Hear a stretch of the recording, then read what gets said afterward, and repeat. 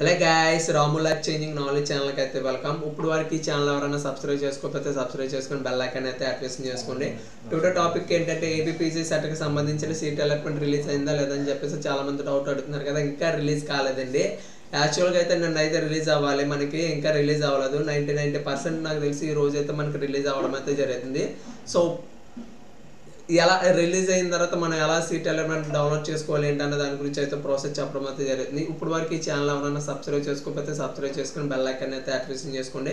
ఎందుకంటే మనం governments and central governments and entrance exams ప్రతి దాని గురించి కూడా అయితే చెప్పడం అయితే జరుగుతుంది. సో ముందుగా మనం ఏపీపీసీ సెట్ వెబ్సైట్లోకి వెళ్ళగానే మనకి ఇందులో 2 ఆప్షన్స్ అయితే చూపించడం అయితే జరుగుతుంది. ఒకటి download and self reporting and second వచ్చేసి కాలేజ్ వేస్గా సెల్ఫ్ రిపోర్టింగ్ అని చెప్పేసి వస్తుంది. ఫస్ట్గా మనం ఏంటంటే సెల్ఫ్ రిపోర్టింగ్ ఎలా చేయాలి కాలేజ్ బేస్గా అని చెప్పేసి అయితే చూపించడం అయితే జరుగుతుంది. చూడండి, మీరు ఫస్ట్గా కాలేజ్ బేస్ సెల్ఫ్ రిపోర్టింగ్ అక్కడ మీకు ఏ కాలేజ్ ఆదిత్య అయితే ఆదిత్య, గవర్నమెంట్ ఆర్ట్స్ కాలేజ్ ఆ కాలేజ్ సెలెక్ట్ చేయండి. మీరు ఏ గ్రూప్ కావాలనుకుంటున్నారో, ఏ గ్రూప్లో మీరు సీట్ అలాట్మెంట్ కావాలనుకుంటున్నారో ఆ సీట్ అయితే ఎలక్ట్ చేసి సబ్మిట్ చేశారంటే అందులో ఎంతమంది సెలెక్ట్ అయ్యారో వాళ్ళ పేర్లు వాళ్ళ ఆల్ టికెట్ నెంబర్లు అయితే రావడం అయితే జరుగుతుంది. ఇదేంటి కాలేజ్ బేస్ ద్వారా చెక్ చేయడం. సో తర్వాత మన ఆల్ టికెట్ నెంబర్ ద్వారా ఎలా చెక్ చేయాలంటే డౌన్లోడ్ సెల్ఫ్ రిపోర్టింగ్ అని చెప్పేసి ఉంది కదా, దాంట్లో మన ఆల్ టికెట్ నెంబర్ అండ్ మన డేట్ ఆఫ్ బర్త్ అయితే ఎంటర్ చేయాలి. ఎంటర్ చేసిన తర్వాత మనకు ఒక ఓటీపీ అయితే జనరేట్ అవ్వడం అయితే జరుగుతుంది. మేము ఒకసారి చూపించడం అయితే జరుగుతుంది. చూడండి, ముందుగా మన ఆల్ టికెట్ నెంబర్ ఎంటర్ చేయండి. చేసిన తర్వాత మనకి ఒక ఓటీపీ వస్తుంది కదా, ఓటీపీ ఎంటర్ చేసిన తర్వాత ఇలా రావడం అయితే జరుగుతుంది.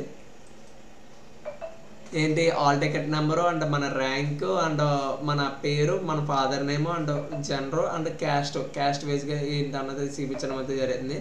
దాంట్లో ఏంటంటే ఈ పర్సన్కి వచ్చేసి మనకి గవర్నమెంట్ ఆర్ట్స్ కాలేజ్ పీజీ గ్రూప్లో వచ్చేసి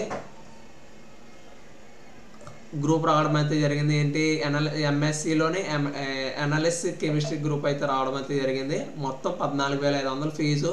సో తనకి ఏంటంటే ఫీజు రిమెంబర్స్ వస్తుంది కాబట్టి సోషల్ ఫీజు అయితే 0 ఉంది. సో మీరైతే కాలేజ్ ఫీజెస్ అయితే కట్టాల్సి ఉంటుంది. ఏంటంటే బిల్లింగ్ ఫండ్స్ అని, లేకపోతే ఎగ్జామ్ పేపర్స్ కానీ, లేకపోతే కొన్ని అదర్ ఫీజెస్ ఉంటాయి. సార్ ఇక్కడ 0 చూపిస్తుంది కదా సార్, మేము 0 కట్టాలని చెప్పి చాలామంది క్వశ్చన్స్ అడుగుతున్నారు. వాళ్ళ గురించి అయితే నేను చెప్పడం అయితే జరుగుతుంది.